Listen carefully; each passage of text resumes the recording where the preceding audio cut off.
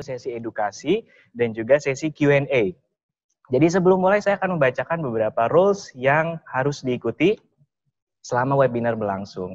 Oke, untuk rules-nya yang pertama harap mematikan mikrofon dan video selama dokter memberikan edukasi agar webinar dapat berjalan dengan lancar. Kedua, untuk sesi Q&A, sahabat dipersilakan untuk mengajukan pertanyaan melalui fitur kolom chat pada aplikasi Zoom dan akan dipilih 3 pertanyaan tersebut yang untuk dijawab dan 3 pertanyaan terbaik tentunya. Dan pertanyaan bisa diajukan dari awal di saat dokter mempresentasikan materinya. Yang ketiga, harap tidak meninggalkan webinar sebelum host menutup room meeting. Dan yang keempat, seluruh informasi yang didapat webinar tidak boleh disebarluaskan tanpa seizin dari rumah sakit. Yang kelima, untuk 3 pertanyaan terbaik, pilihan dokter akan mendapatkan hadiah menarik yang dipersembahkan oleh Bedside Hospital tentunya. Jadi siapkan pertanyaannya dari sekarang. Dan yang keenam terakhir, pengumuman pemenang akan diumumkan melalui grup WhatsApp setelah webinar selesai. Itu dia tadi rules untuk webinar pada hari ini. Semoga berjalan dengan lancar sampai selesai nanti. Oke, di saat ini saya sudah berada bersama Dr. Dudi Mulyawan, SPPD, yaitu dokter spesialis penyakit dalam di Rumah Sakit Bedsaidah. Kita kenalan dulu sama dokternya. Halo Dokter Dudi, apa kabar dok? Halo Mas, baik. Baik ya dokter ya. Baik, oke. Jadi gini dok, tanpa berlama-lama lagi, kita langsung aja ke presentasi materi yang akan dibawakan oleh dokter langsung. Baik, untuk persingkat waktu silakan. Pada Dokter Dudi, saya persilakan. Terima kasih atas kesempatannya. Assalamualaikum warahmatullahi wabarakatuh. Waalaikumsalam. Selamat sore, salam sejahtera buat kita semua. Senang sekali pada sore hari ini saya diberi kesempatan untuk bisa bertatap muka meskipun tidak secara langsung bersama dengan rekan-rekan semua. Di mana di sore hari ini saya akan sedikit berbagi tentang keluhan yang sering dialami oleh teman-teman semua. Barangkali keluhan ini pernah kita alami dan kita juga pernah mendapatkan pelayanan kesehatan akibat sakit ini. Nah, mungkin bisa sharing, nanti bisa bertanya pada saat break Q&A. Baik, yang ingin pertama saya sampaikan ini adalah tentang presentasinya. Mungkin bisa ditampilkan ya Mas ya, bisa share screen mungkin. Jadi, saya akan bercerita tentang sistematikanya. Seperti apa sih yang akan saya sampaikan pada saat kesempatan yang mungkin 20-30 menit ini. Slide berikutnya, Mas. Yang pertama tentang keluhan pasien. Kemudian supaya bisa lebih jelas lagi, kita juga pengen tahu bagaimana sih dokter bekerja. Kok kayaknya dokter nggak bisa memenuhi harapan saya. Nanti kita akan diskusi ya. Kemudian apa pemeriksaan yang cocok dengan keluhan yang saya alami. Nah, ini juga merupakan hal yang terpenting. Saya akan sedikit menyinggung tentang foto polos abdomen. Jadi foto polos abdomen itu seperti foto ronsen dada, tapi ini yang difoto adalah bagian perutnya. Kemudian saya juga akan bercerita tentang pemeriksaan feses, baik feses lengkap maupun fecal calprotectin, dan juga pemeriksaan endoskopi. Sudah barang tentu ada banyak lagi pemeriksaan yang bisa dilakukan atau dokter anjurkan untuk mengatasi penyakit yang kita alami.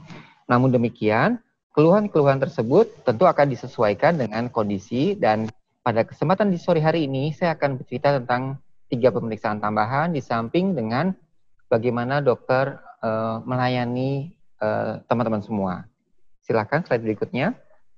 Baik, kalau kita merasakan keluhan sakit, sudah barang tentu sakit itu dirasakan di momen yang spesifik. Misalnya terbangun malam hari, waduh sakit luar biasa, kita jadi mual-mual, muntah, bolak-balik ke WC, atau mungkin keluhan tersebut sudah berlangsung sedemikian lama, berminggu-minggu, berhari-hari, tanpa disadari, loh saya sudah melakukan frekuensi buang air besar itu lebih dari 3 kali, udah 1 bulan, 2 bulan ya ternyata ya, misalnya seperti itu. Atau bahkan kita suka ditegur oleh teman kita, kamu kok kenapa ya sekarang ini konsentrasinya kok nggak fokus sih, suka lola deh kayaknya deh gitu. Nah itu semua bisa jadi merupakan ada keluhan yang dialami oleh kita. Saking seringnya keluhan itu terjadi, maka kita akan mengabaikan sebagai keluhan yang baru.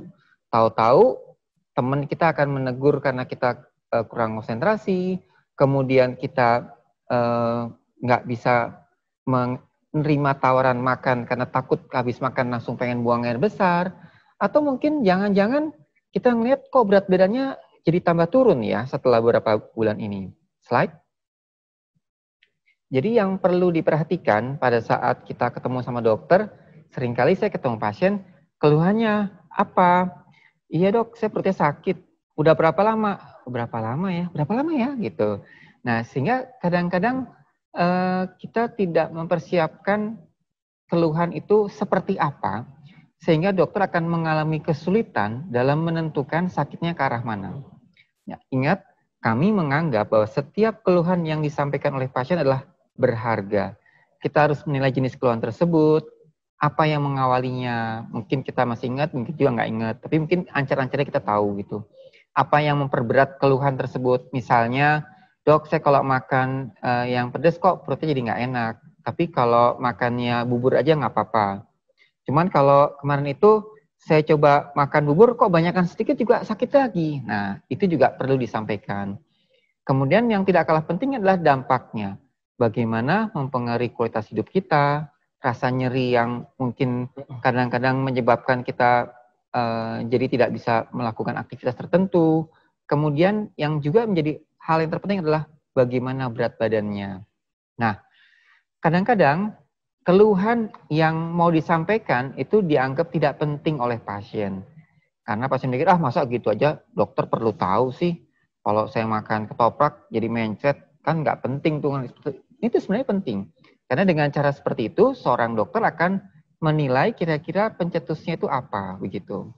Dan dengan kita mencatat keluhan yang kita hadapi, yang kita alami, maka itu akan sangat membantu dokter dalam menentukan kira-kira arah penyakitnya itu ke arah mana, begitu.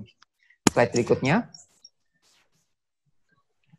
Oke, sekarang dokter kerjanya seperti apa sih sebenarnya? Sebenarnya sangat tergantung dari konsepnya ya.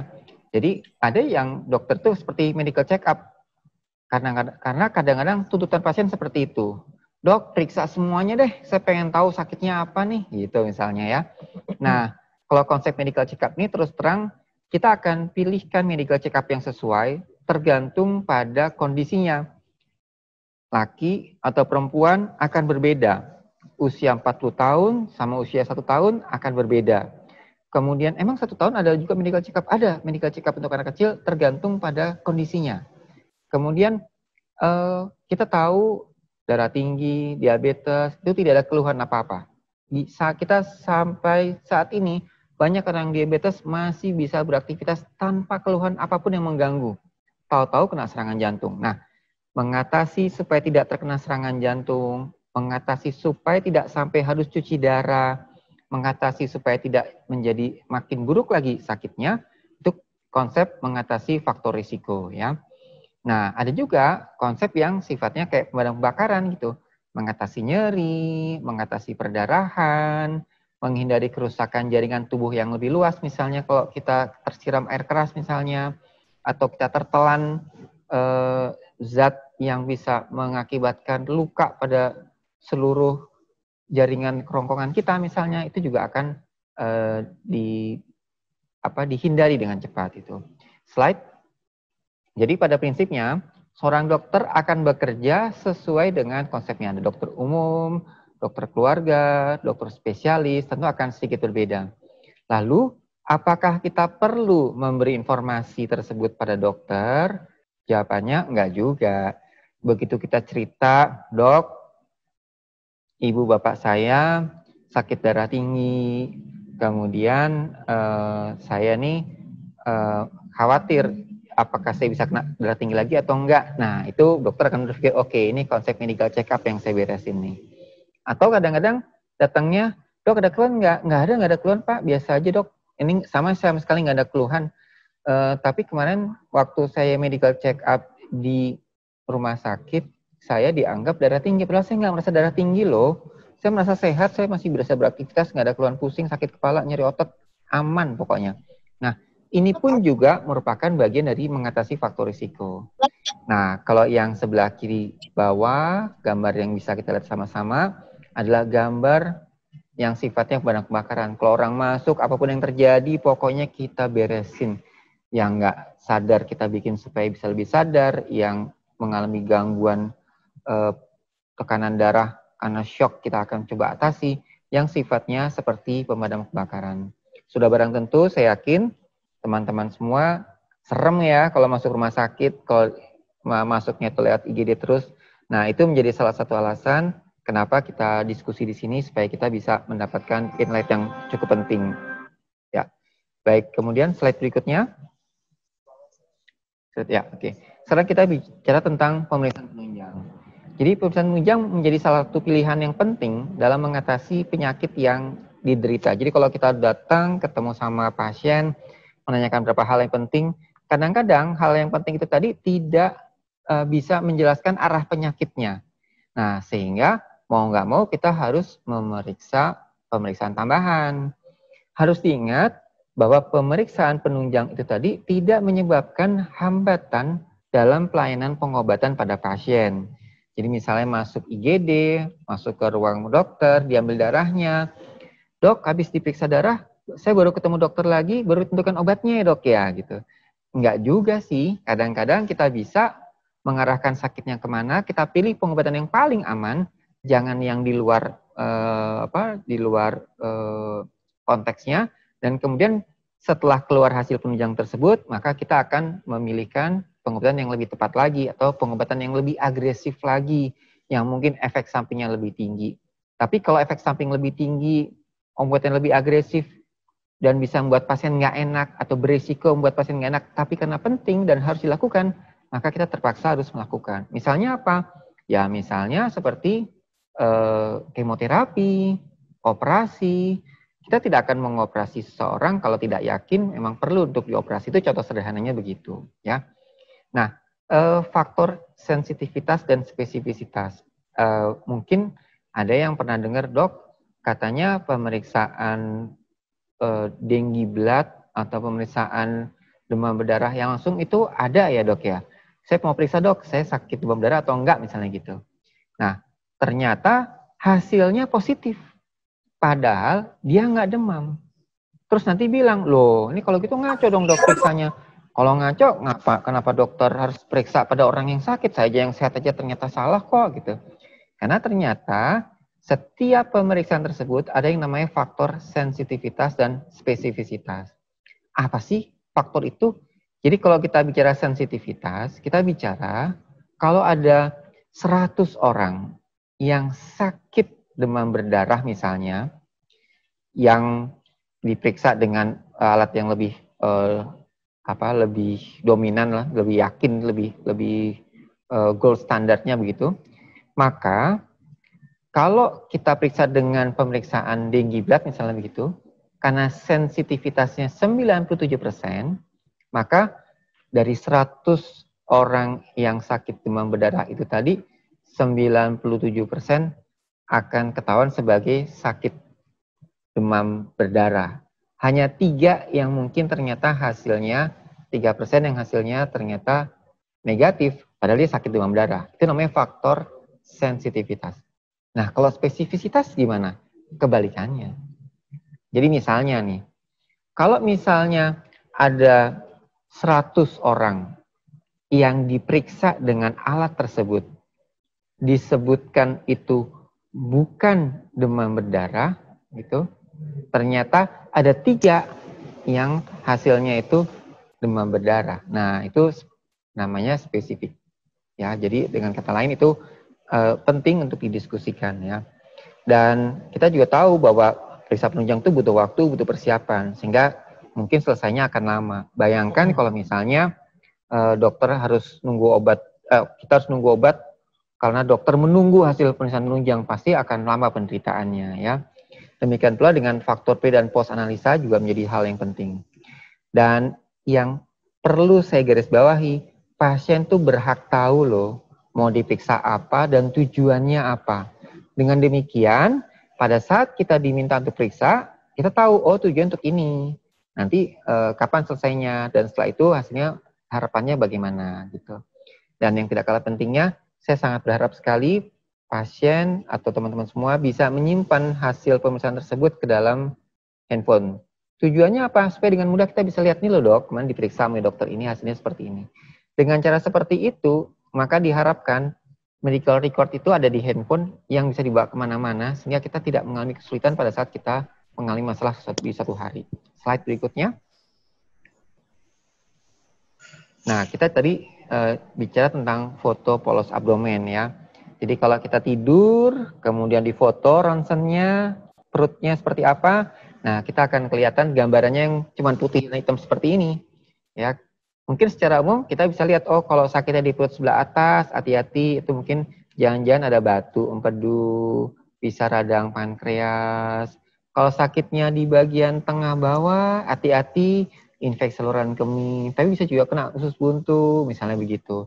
Nah, pada saat di ronsen, gambarannya mungkin kesannya tidak bisa membedakan ya antara yang normal dan tidak normal. Bahkan seringkali dokter yang memeriksanya pun, dalam hal ini dokter radiologi, bisa saja menyampaikan informasi bahwa pasiennya dalam kondisi seperti ini, ketemu apa gitu. Jadi misalnya ketemu ada batu di sebelah kanan atas, dugaannya batu empedu.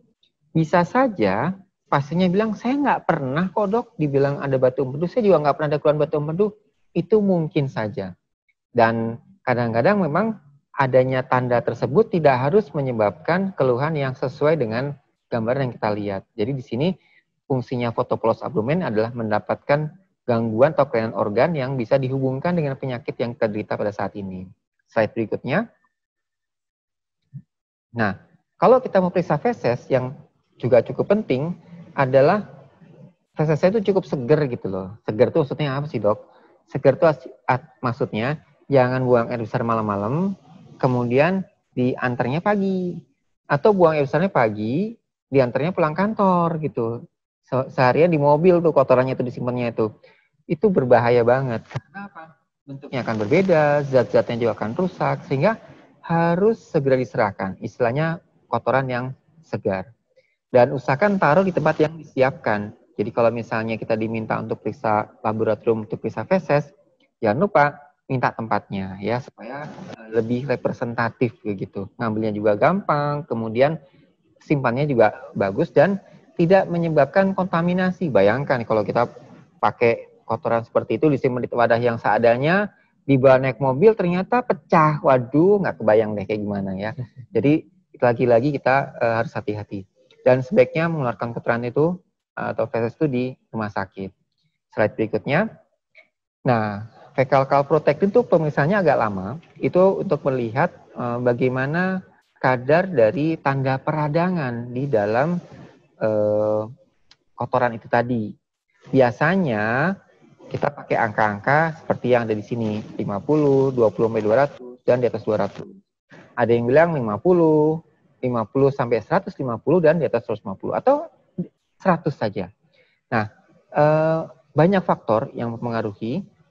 Yang penting dokter akan menghubungkan antara hasil itu tadi dengan keluhan yang kita alami. Barangkali dokter anak dengan ukuran yang di bawah itu juga mereka akan bilang, wah ibu mungkin anak ibu sakitnya radang usus yang cukup berat nih. Padahal mungkin kalau dilihat di situ nggak dalam kategori yang berat. Tapi ternyata klinisnya setelah dilihat cukup berat. Jadi sekali lagi untuk fecal calprotectin ini hasilnya harus didiskusikan dengan dokter agar kita mendapatkan gambaran yang lebih lengkap lagi. Slide berikutnya. Nah, langkah berikutnya kadang-kadang kita perlu diperiksa yang namanya endoskopi. Jadi endoskopi itu untuk meneropong rongga dalam tubuh kita menggunakan kamera yang fleksibel dan sangat kecil. Dan sebenarnya sih relatif aman sesuai dengan indikasi dan nyaman. Kenapa kok aman dan nyaman? Karena sebagian besar orang yang setelah dilakukan tindakan ini mengaku tidak ada perubahan apapun. Paling-paling perutnya agak kembung yang habis itu kentut-kentut, habis itu hilang gitu ya. Nah, endoskopi ini alat yang dapat berfungsi sebagai alat diagnostik maupun terapeutik. Diagnostik artinya menentukan kira-kira sakitnya apa, seberapa berat, dan sebagainya. Terapeutik artinya berfungsi untuk mengatasi keluhannya, misalnya perdarahan akibat pelebaran pembuluh darah. Nah, dengan fungsi terapeutik itu tadi, maka pelebaran pembuluh darah dapat diatasi dengan tindakan tertentu, misalnya disuntik atau diikat.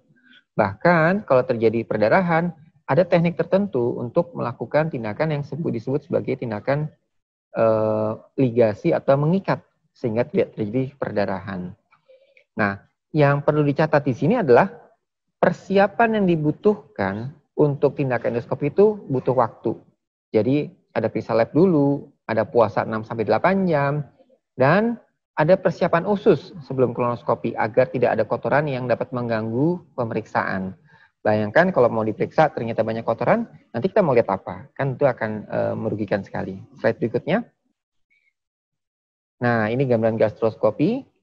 Cukup puasa 6-8 jam, maka kita bisa melihat bagian dalam dari dinding lambung kita. Sampai ke usus 12 jari bagian yang kedua. Slide berikutnya. Nah, kalau yang dari bagian bawah, yang kolonoskopi, bisa dilihat di sini teman-teman semua. Gambarannya ususnya tuh kesannya bagus ya, dapat terlihat dengan sangat jelas sekali. Kenapa bisa dilihat dengan jelas? Karena di situ akan dikasih udara untuk membuka salurannya. Dan kotorannya sudah barang tentu sudah dikeluarkan, sehingga kita dapat melihat dengan sangat baik. Jadi kalau misalnya ada polip, ada gambaran keganasan, ada gambaran macam-macam gitu ya, dengan mudah kita bisa menentukan langkah berikutnya untuk mengatasi tindakan ini, masalah ini bagaimana caranya. Ya. Dan perlu diketahui juga, semua tanda-tanda yang dilihat oleh dokter pada saat kita teropong itu tadi, tidak selalu dapat dirasakan gambarannya. Jadi tidak semua orang merasa, dok, perut saya sakit sebelah kanan. Ternyata kok tanda yang kita lihat malah sebelah kiri, misalnya gitu. Dok, saya merasa kayaknya saya biasa-biasa aja kok, cuman nggak bisa makan makanan yang merangsang.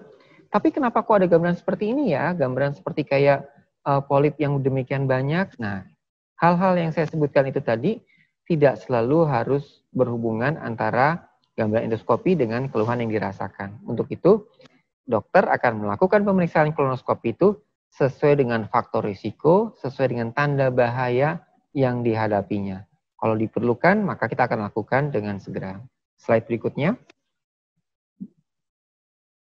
Nah, sebagai kesimpulan akhir, apabila kita memiliki masalah kesehatan, maka segera perhatikan apakah masalah yang kita hadapi itu mengakibatkan perubahan fisik, mental, atau emosional. Emang kenapa, dok? Ya, begitu kita bermasalah, tentu kita berusaha untuk menenangkan dong, untuk mengatasi itu dong. Misalnya mungkin diskusi sama keluarga atau mungkin sama teman, begitu ya. Nah, bisa saja kita menggunakan obat yang tersedia dalam rumah, baik obat badan pereda nyeri ataupun sekedar enzim untuk mengatasi keluhan tersebut. Kalau misalnya khawatir datang ke dokter karena ada risiko kan, malas juga gitu ya. Ya, kita nggak kalah dengan online yang lain.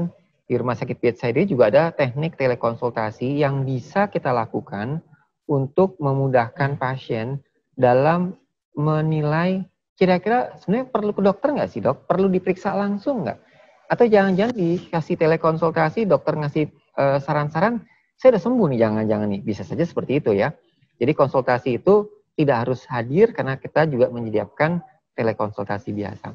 Nah, pemeriksaan yang dilakukan oleh dokter untuk menyembuhkan penyakit yang diderita itu tadi sudah barang tentu akan dikonsultasikan ya. Jadi apapun yang diperiksa, periksa penunjang tujuannya untuk itu. Jangan berpikir, oh dokter periksa penunjang untuk medical check up ya. Enggak. Tujuannya persis untuk mengatasi penyakit yang diderita. Karena kalau tujuan untuk medical check up, maka settingannya akan sedikit berbeda. Dan yang tidak kalah pentingnya, tidak semua keluhan yang kita hadapi membutuhkan pemeriksaan penunjang. Kadang-kadang dengan perubahan lifestyle saja ternyata dapat teratasi sehingga dokter tidak membutuhkan pemeriksaan yang lain. Kecuali pemeriksaan yang sifatnya medical check up yang bisa dilakukan oleh siapa saja sesuai dengan golongan umurnya. Kira-kira itu informasi yang bisa saya sampaikan untuk sebagai pengantar. Mudah-mudahan teman-teman semua bisa memahami, dan kalau ada bertanya silakan sekali, saya dengan senang hati akan memberikan jawaban sesuai dengan yang kami pahami saat ini. Terima kasih. Baik dokter, terima kasih banyak atas penyampaian materinya tadi, sangat jelas sekali bagaimana kita dijelaskan tentang pemeriksaan penunjang perlu atau tidak, dan ternyata tidak semua keluhan bisa kita lakukan penunjang medis dan lain-lainnya. Nah, baik, kita langsung saja ke sesi yang sangat ditunggu-tunggu, yaitu sesi tanya jawab. Nah, jadi sebelum webinar dimulai, saya sudah sampaikan bahwasannya sahabat bisa sampaikan pertanyaannya dari selama dokter menyampaikan materi. Dan di sini juga sudah banyak nih pertanyaan-pertanyaan yang sudah disampaikan untuk dokter Dudi langsung. Dan untuk pertanyaan pertama saya bacakan langsung ya. Oke. Titip pertanyaan nih untuk Dokter Dudi ya. Selamat siang Dokter Dudi, semoga kabarnya sehat selalu dok. Amin, terima Saya kasih. Eva mau bertanya tentang ibu saya yang usianya sudah 76 tahun. Oke. Beliau mengeluhkan sering terasa mau BAB, tapi setiap ke toilet tidak keluar. Jadi kalau keluar itu biasanya sedikit dan bisa 3 hari baru BAB dok. Perutnya kadang suka berasa begah, tapi nafsu makannya cukup baik. Asupan makanan yang diberikan juga cukup berserat. Itu berbahayakah dan solusinya bagaimana dok? Terima kasih, silakan dok. Oke, baik, terima kasih. Jadi gambaran yang disampaikan oleh Mbak Eva ya ternyata. Betul. Itu merupakan gambaran dari konstipasi. Jadi konstipasi itu adalah kita secara kasarnya konstipasi itu susah buang air besar. Susah buang air besar seperti apa sih? Sulit untuk buang air besar. Jadi buang air besar itu sebenarnya ada 3 siklus. Timing, ya, atau rasa. Begitu kita terasa pengen buang air besar, maka kemudian kita masuk ke WC, kemudian terjadi proses relaksasi bagian anusnya dan keluar. Ya, ada bagian yang relaksasi, ada bagian yang kontraksi. Jadi usus besar bagian atas akan berkontraksi supaya keluar, dan di bagian bawah akan melakukan upaya untuk rileks, jadi supaya kotorannya keluar semuanya.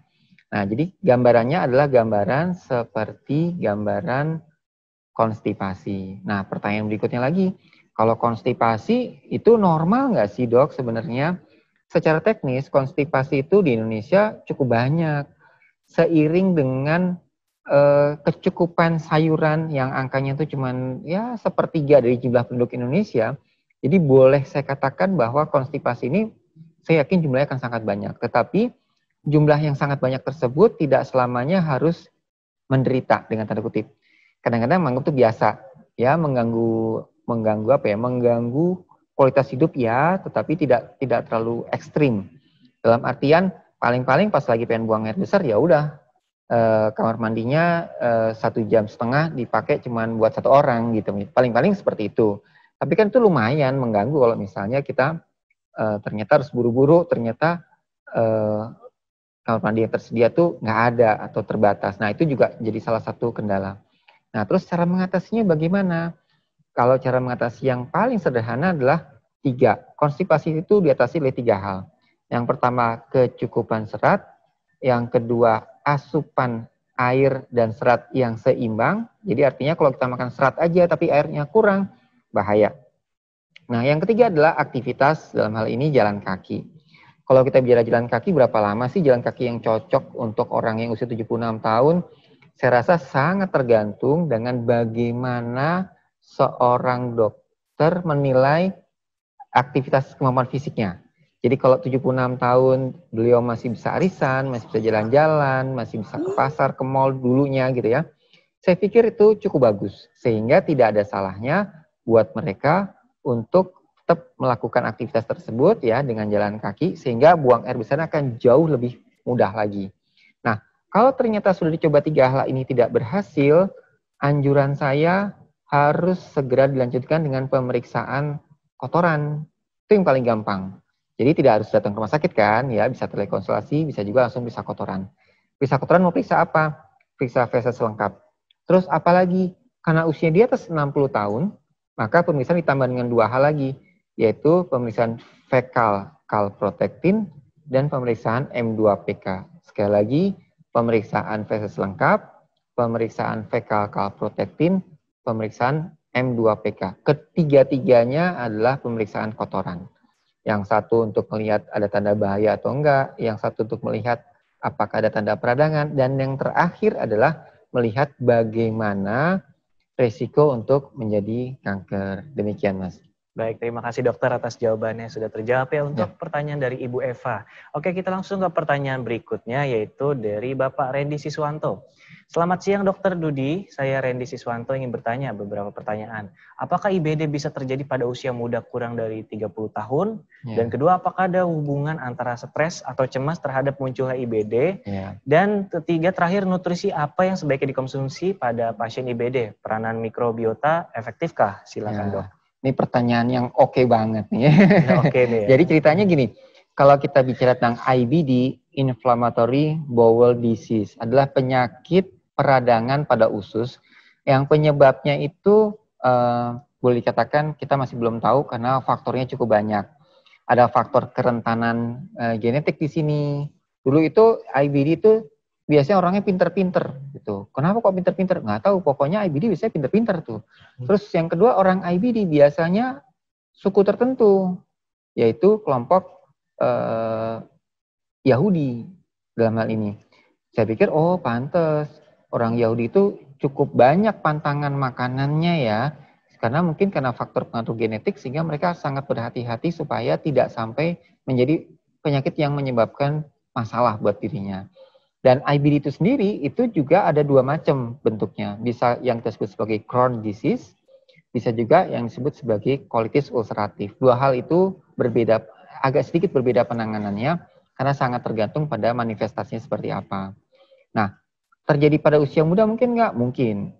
Biasanya kita akan muncul usia itu betul belasan tahun sampai 30 tahunan dan kemudian akan hilang nanti di usia tua muncul lagi tuh. Jadi prevalensinya agak sedikit berbeda, ada yang di usia muda, belasan, dewasa muda istilahnya, dan kemudian nanti di tua, 40-60 tahunan tuh muncul lagi. Nah, kalau stres bisa nggak bikin muncul IBD? IBD tidak dicetuskan oleh stres, tetapi IBD, penyakit tersebut mengakibatkan kita menjadi cenderung,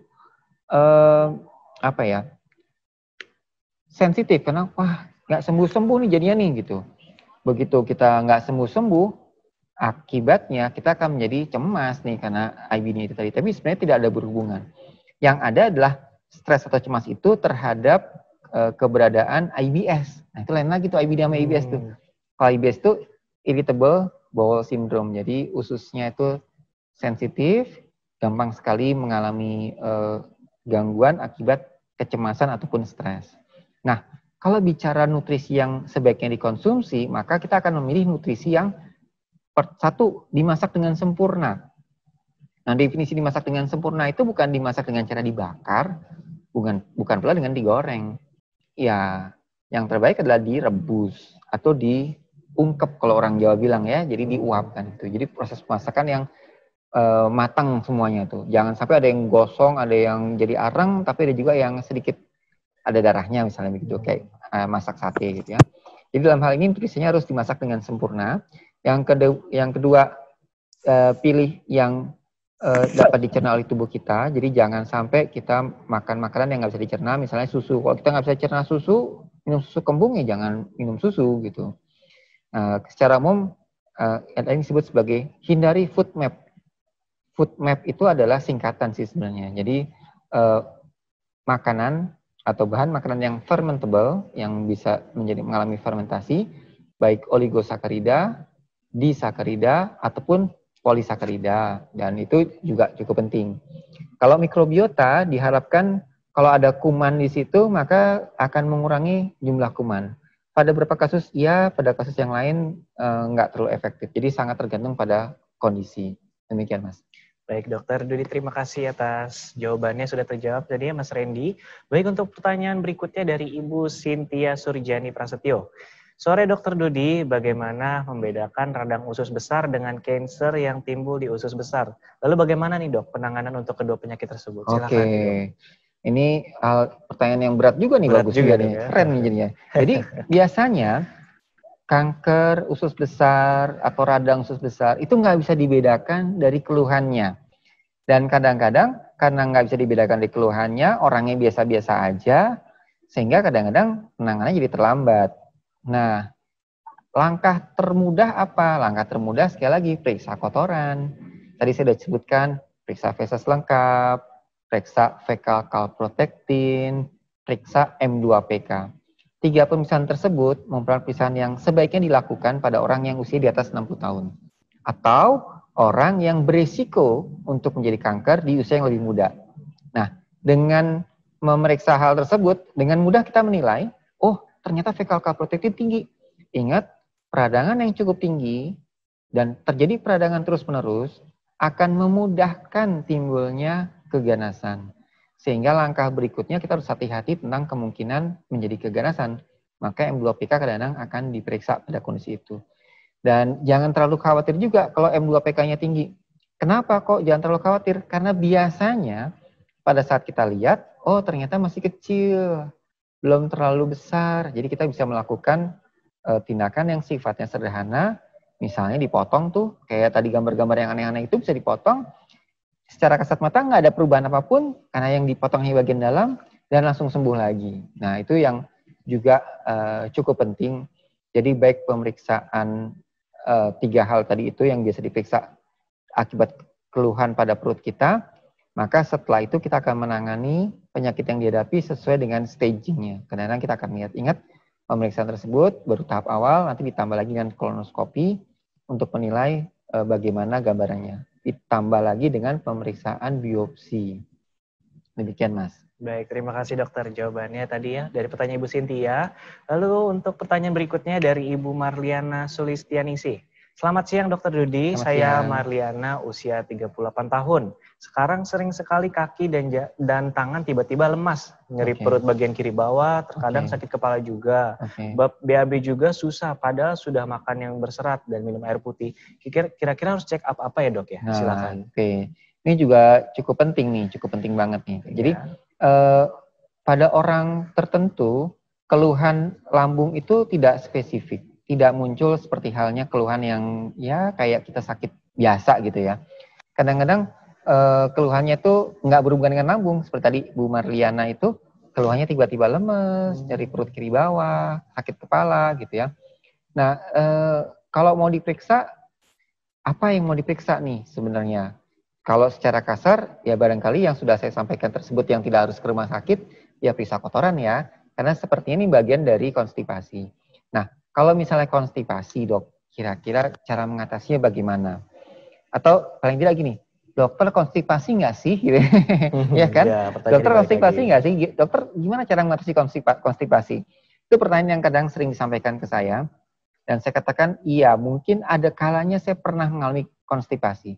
Dan akhirnya saya melakukan sesuatu yang sifatnya rutin, yaitu makan yang berserat secara rutin. Misalnya, makan buah-buahan, baik jambu, ataupun mungkin apokat, atau kan mungkin apel, atau pir, it's okay, apapun silahkan. Yang penting, pada saat Anda makan buah-buahan, seratnya itu berarti kan banyak dong. Nah, serat tersebut harus dicampur dengan air dalam jumlah yang cukup. Kalau serat sama air tidak disiapkan dalam jumlah yang cukup, maka yang terjadi adalah ibarat kuenya bantet gitu loh. Kalau kue nyampur antara mentega, kemudian mungkin ada kejunya, mungkin ada tepungnya, ada airnya, ada gulanya. Kalau campurannya itu nggak rata, nggak bagus, maka yang terjadi kuenya bantet, nggak bisa ngembang. Emang kotoran mengembang dan bisa bantet juga dok? Nggak gitu sih konteksnya. Konteksnya adalah kalau kita hanya makan makanan yang sifatnya seperti tepung-tepungan dan daging-dagingan, maka kotorannya akan cenderung sangat keras. Akan sangat keras. Nah, kerasnya kotoran tersebut harus disertai dengan minum yang cukup untuk bisa dorong, aktivitas yang cukup untuk bisa berjalan. Nah, orang yang di negara-negara barat, Eropa, Amerika, dan sebagainya, itu cenderung ya, mereka aktivitasnya tinggi. Jadi biarpun mereka makan seratnya bisa saja banyak, bisa juga enggak ya, mereka dikompensasi dengan aktivitas yang tinggi. Paling tidak mereka masih menganggap jalan kaki dari bedside sampai SMS itu dianggap deket. Itu rumahnya deket SMS padahal di bedside gitu. Jadi dengan kata lain, kalau kita ditanya kalau sekarang mau ke SMS janjian sama teman kira-kira mau jalan kaki atau mau naik kendaraan? 98% pasti akan memilih naik kendaraan. Naik kendaraan. Sampai dok. Pasti ya.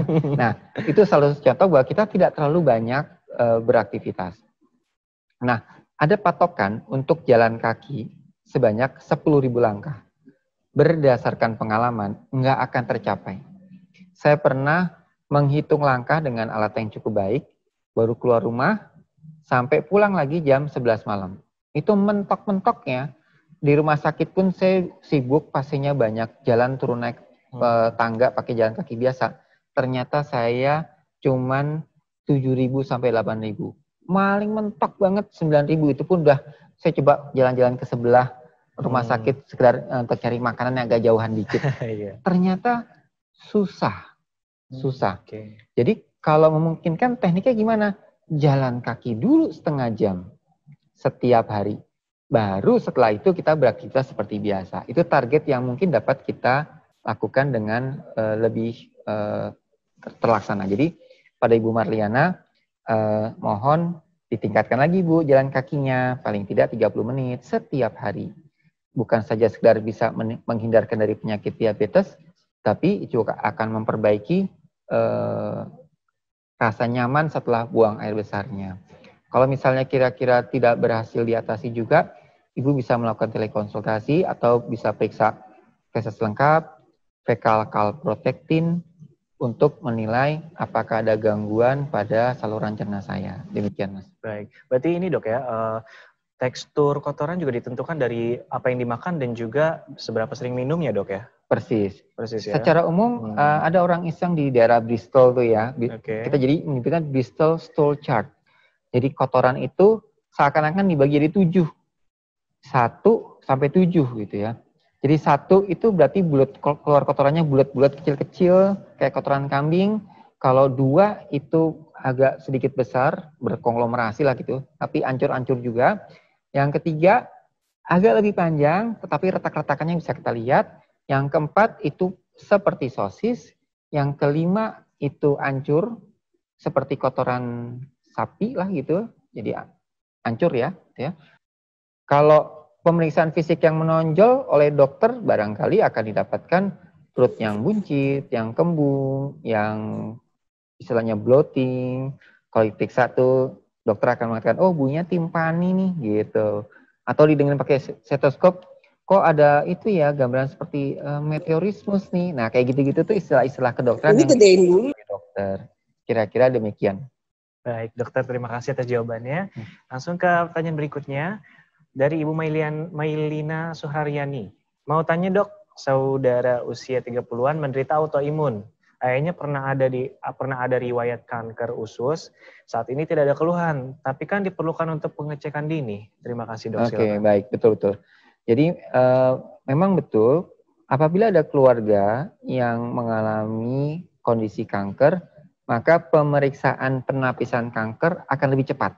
Ya, kanker saluran cerna yang termuda yang pernah saya temukan langsung, umurnya itu 19 tahun. 19 tahun. Padahal biasanya itu ketemunya di usia yang di atas 50 tahun. Tapi saya sering ngelihat orang yang usianya relatif lebih muda, tetapi sudah ada sakit kanker. Dan itu lumayan banyak. Pengecekan dininya gimana? Gampang.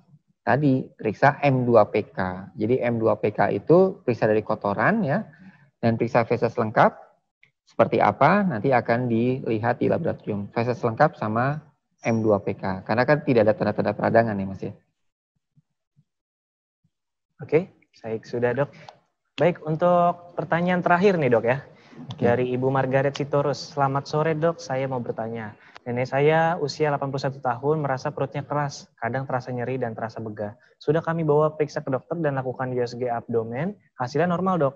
BAB lancar dan makannya juga bagus. Obat yang sudah diminum antasida dan obat penghilang nyeri. Kira-kira itu kenapa ya dok? Makanan yang boleh dimakan dan tidak boleh dimakan apa ya dok? Silakan dok. Ya, sepertinya itu harus dikonfirmasi dengan pemeriksaan fisik. Karena sekali lagi, berdasarkan pengalaman, kata-kata konstipasi berdasarkan data yang kita punya sekarang kan cuman menyangkut masalah frekuensi. Jadi dalam 1 minggu frekuensinya 3 kali atau lebih, maka itu tidak dikatakan sebagai konstipasi. Jadi kalau buang air besarnya selang sehari masih oke, masih tidak dikatakan sebagai konstipasi. Tapi kalau ada orang makan cabai hari ini Selasa makan cabai, Rebo nggak makan cabai, Kamis nggak makan cabai, Jumat nggak makan cabai, begitu hari Sabtu buang air besar pantatnya panas. Waduh. Nah, berarti cabainya makannya hari Selasa, dibuangnya hari Hari Sabtu. Sabtu. Berarti itu yang disebut sebagai konstipasi.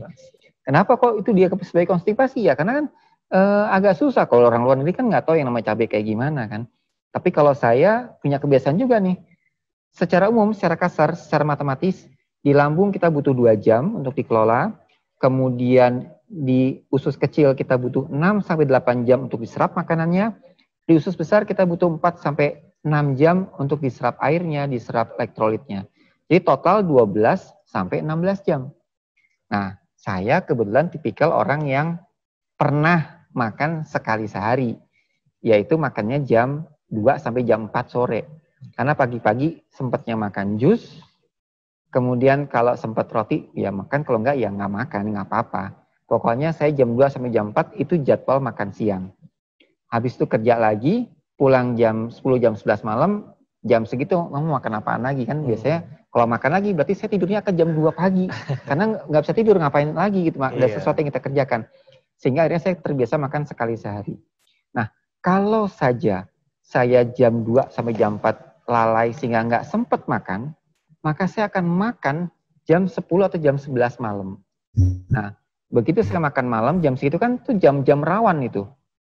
Karena apa? Karena makanan yang dimakan jam segitu kan mungkin kesegarannya beda. Jadi kalau saya makan jam segitu, katakanlah makannya rasanya enak, nggak ada apa-apa, tapi ternyata nggak oke, maka biasanya akan saya keluarkan jam 1 sore. Dan itu kejadian seperti itu. Sehingga saya terbiasa, kalau ada masalah, saya biasa 14 jam buang air besar. Range-nya di saya. Dengan kata lain, kita juga bisa sih mengabaikan sehingga tidak buang air besar. Tapi secara umum, 14 jam, kalau saya ya, itu adalah waktu yang dibutuhkan makanan untuk diproses sehingga sampai keluar. Baik, itu dia dokter. Terima kasih atas jawabannya. Ya, dari pertanyaan terakhir dari Ibu Margaret Sitorus, dan sekalian mengakhiri Q&A pada sore hari ini. Terima kasih kepada Bapak Ibu semua yang sudah mengajukan pertanyaannya, dan mohon maaf kepada Bapak dan Ibu yang pertanyaannya belum terjawab. Nanti boleh ditanyakan langsung sama dokter lewat telekonsultasi ya dok, lewat Bethsaida sekarang sudah bisa konsultasi online atau langsung, karena rumah sakit Bethsaida juga bebas COVID, aman dari COVID, jadi tidak perlu takut untuk datang ke rumah sakit. Oke, itu dia tadi yang sudah disampaikan dari Dokter Dudi, materi-materi yang sudah disampaikan, dan juga pertanyaan-pertanyaan yang sudah dijawab, yang pada intinya keluhan itu sangat penting. Penyampaian keluhan dari pasien itu sangat penting bagi dokter agar bisa membantu dokter melakukan observasi terhadap penyakit pasien. Dan juga sekecil apapun keluhan itu sangat penting juga Bapak Ibu, seperti tadi yang dokter sampaikan, sebelumnya sempat makan apa, terus mencret, itu juga penting ternyata. Jadi sangat mendukung sekali untuk observasi dari dokter lebih lanjut, dan juga pemeriksaan penunjang medis juga sangat penting karena supaya dokter juga bisa tahu apa sih yang sebenarnya diidap oleh Bapak dan Ibu saat konsultasi, dan juga hati-hati dan cermat dalam mengelola sampel, terutama tadi spaces ya dok ya. Ada tempat yang bisa merepresentasikan supaya lebih bersih dan juga higienis juga. Dan jangan lupa menjaga pola makan, dan juga sering-sering makan buah supaya mencegah penyakit-penyakit yang tidak diinginkan.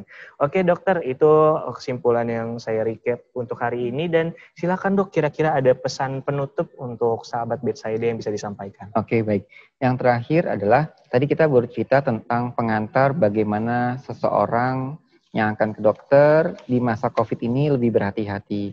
Saya paham betul bahwa banyak di antara rekan-rekan yang masih khawatir Kalau misalnya oke, bedside-nya baik, tapi kan saya gejalanya mungkin saya ketemu sama pasien yang sakit, dok, di luar rumah sakit misalnya gitu. Betul. Dia bersin sembarangan. Itu bagaimana, dok? Kan jadi bisa berbahaya. Jadi dengan kata lain, kita bisa melakukan tindakan cara lain, kita bisa baca, kita catat semua keluhan kita, sehingga pertemuan dengan dokter adalah pertemuan yang berharga, sehingga memberikan informasi yang saling menutupi, sehingga kita tahu persis sakitnya ke arah mana. Dan yang tidak kalah pentingnya lagi adalah bahwa jadilah pasien yang cerdas. Dengan menjadi pasien yang cerdas, maka dokter akan sangat mudah sekali untuk memberikan pelayanan medis yang sesuai dengan keluhan kita. Jadi bukan pakai tebak-tebakan nih dokternya, tapi benar-benar saling menjaga. Dokter memperhatikan jangan sampai jadi makin berat, dan pasien juga memberikan informasi yang dibutuhkan oleh dokter untuk menjawab penyakitnya. Nah, setelah ketahuan keluhan tersebut, mendapatkan hasil, maka kemudian mendiskusikan terhadap dokter teknik apa yang akan digunakan untuk pengobatan. Sudah barang tentu itu nanti mungkin kita akan bahas di kesempatan yang berikutnya lagi ya. Betul. Karena tata laksananya merupakan session sendiri yang mungkin harus kita diskusikan juga supaya lebih bisa lengkap. Demikian Mas, kira-kira Mas. Baik, Dokter Dudi, sekali lagi terima kasih banyak dokter atas edukasinya yang sangat bermanfaat untuk hari ini. Semoga bisa tersampaikan dengan baik kepada Bapak Ibu semua dan diterapkan dengan baik. Nah, sebelum saya tutup webinar pada hari ini, saya ada info penting untuk Bapak dan Ibu semua. Jadi untuk sahabat bedside yang khawatir tentang keamanan dari rumah sakit, di sini saya akan beri informasi tentang tidak perlu kita khawatir karena bedside selalu melakukan sterilisasi terhadap seluruh fasilitas di dalam rumah sakit dan juga pemeriksaan kepada setiap pengunjung yang datang. Dan tetapi sebagai solusi lain, kita juga bedside sudah melayani konsultasi secara online Bapak Ibu dan juga apotek online. Jadi Bapak Ibu dapat melakukan konsultasi dengan dokter spesialis kami dan pembelian obat tanpa harus keluar rumah. Dan untuk informasi lebih lanjut mengenai konsultasi dan apotek online ini, bisa ditanyakan langsung kepada di WA Group webinar ini, dan tim kami akan menjawab pertanyaan-pertanyaan Bapak dan Ibu semua satu persatu. Oke, terima kasih kepada sahabat bedside semua yang sudah menyediakan waktu untuk berpartisipasi pada webinar bedside sore hari ini. Semoga edukasi ini dapat memberikan manfaat bagi kita semua. Dan juga tetap sehat dan jaga kebersihan ya Bapak Ibu semua. Semoga bertemu di webinar selanjutnya. Salam sehat, bedside bersamamu.